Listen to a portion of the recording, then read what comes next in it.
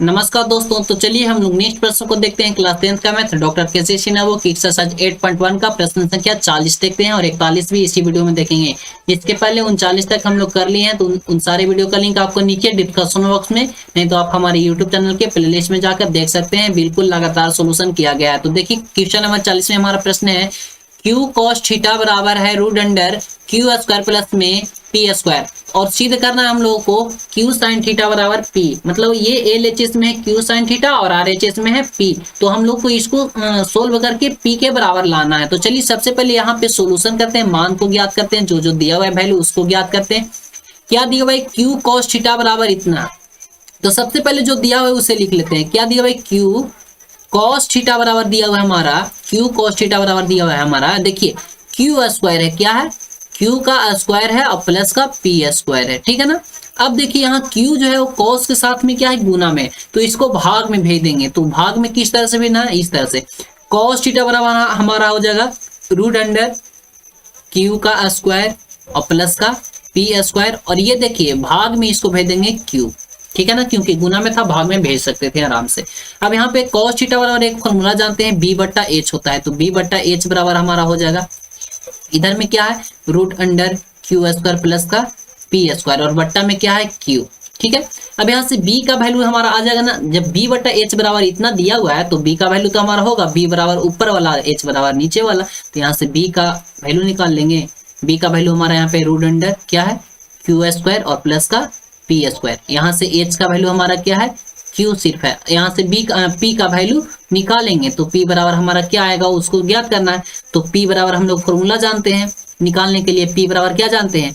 H square minus का B square. अब यहाँ से p का वैल्यू निकालेंगे। h का वैल्यू यहाँ पे q है तो q का स्क्वायर यहाँ पे ना हो जाएगा, h का स्क्वायर है, h का वैल्यू q है तो q का स्क्वायर हो जाएगा, तो q का स्क्वायर और माइनस। अब देखिए b का वैल्यू कितना है? तो रूट के अंदर है, यहाँ पे स्क्वायर भी है, तो रूट से स्क्वायर क्या हो जाएगा? कट जाएगा। तो सिर्फ बचेगा हमारा क्यू स्क्वायर और प्लस का पी स्क्वायर, ठीक है ना। स्क्वायर से क्या होता है? रूट कट जाता है, स्क्वायर करेंगे जब इसको तो रूट तो कट जाएगा, तो सिर्फ बचेगा Q square plus P square. अब देखिए यहाँ पे क्यू स्क्वायर एक प्लस में एक माइनस में, तो ये हो जाएगा घट जाएगा, यानी कि कट जाएगा। तो पी बराबर हमारा आ जाएगा यहाँ पे रूट अंडर पी स्क्वायर, है ना।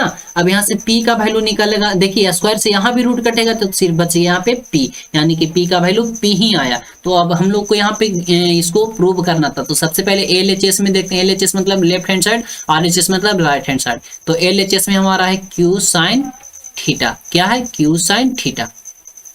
अब देखिए यहाँ पे Q, तो Q तो हमारा ये दिया हुआ है, और साइन थीटा का फॉर्मूला जानते हैं P बट्टा H होता है। क्या होता है? P बट्टा H। तो यहाँ पे Q तो रहेगा ही। अब P का वैल्यू हमारा यहाँ पे कितना निकला है? तो P का वैल्यू P ही निकला है, और H का वैल्यू हमारा कितना है? तो Q है, तो Q ही रहेगा। और ये देखिए ये गुना में है, ऊपर वाला नीचे से कट जाएगा ना, ये Q से Q कट जाएगा, तो बचा सिर्फ क्या? P बचा, जो कि आ गया हमारा RHS के बराबर। यही ना लाना था हमारा, P ही ना लाना था, P आ गया है तो हमारा यहाँ पे आ गया, इसलिए हम लोग लिख सकते हैं LHS बराबर RHS।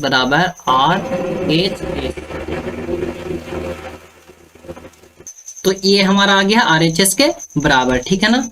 तो ये हो गया RHS, ठीक है। अब हम लोग चलिए नेक्स्ट प्रश्न देखते हैं। क्वेश्चन नंबर 41 प्रूव हो गया था वो, तो चलिए इसको हम लोग देखते हैं। तो देखिए क्वेश्चन नंबर 41 में हमारा बोल रहा है यहाँ पे प्रश्न को सबसे पहले पढ़ लेते हैं। बोल रहा है यदि साइन थीटा बराबर 3/5, तो सिद्ध करें कि cos theta minus 1/tan theta, और इसका भी बट्टा है क्या? 2 cot थीटा बराबर माइनस 1/5। चलिए इसको सबसे पहले मान ज्ञात करते हैं यहाँ पे। तो सबसे पहले लिखेंगे सोल्यूशन। साइन थीटा बराबर हम लोग जानते हैं फॉर्मूला P बट्टा H होता है, तो P बट्टा H बराबर हो जाएगा 3/5। तो यहाँ से P का वैल्यू निकलेगा तो आएगा हमारा 3, और H का वैल्यू आ जाएगा 5। यहाँ से B का वैल्यू सबसे पहले ज्ञात करेंगे। तो B बराबर हमारा फॉर्मूला जानते हैं, B बराबर होता है रूट अंडर H स्क्वायर और माइनस का P स्क्वायर। तो यहाँ से B का वैल्यू निकाल लेंगे। तो B बराबर हमारा हो जाएगा, H का वैल्यू कितना है? 5, 5 का स्क्वायर 25 हो जाएगा, और माइनस P का वैल्यू कितना है? 3, 3 का स्क्वायर कितना हो जाएगा? 9। यहाँ पे B बराबर हो जाएगा रूट अंडर 16। यहाँ से B का वैल्यू निकालेंगे तो आ जाएगा 4, B का भी वैल्यू निकल गया। अब यहाँ पे क्या क्या वैल्यू निकल गया उसे हम लोग लिख लेते हैं। तो निकल गया वैल्यू हमारा P का आ गया है 3, H का वैल्यू आ गया है 5, और B का वैल्यू आ गया है 4।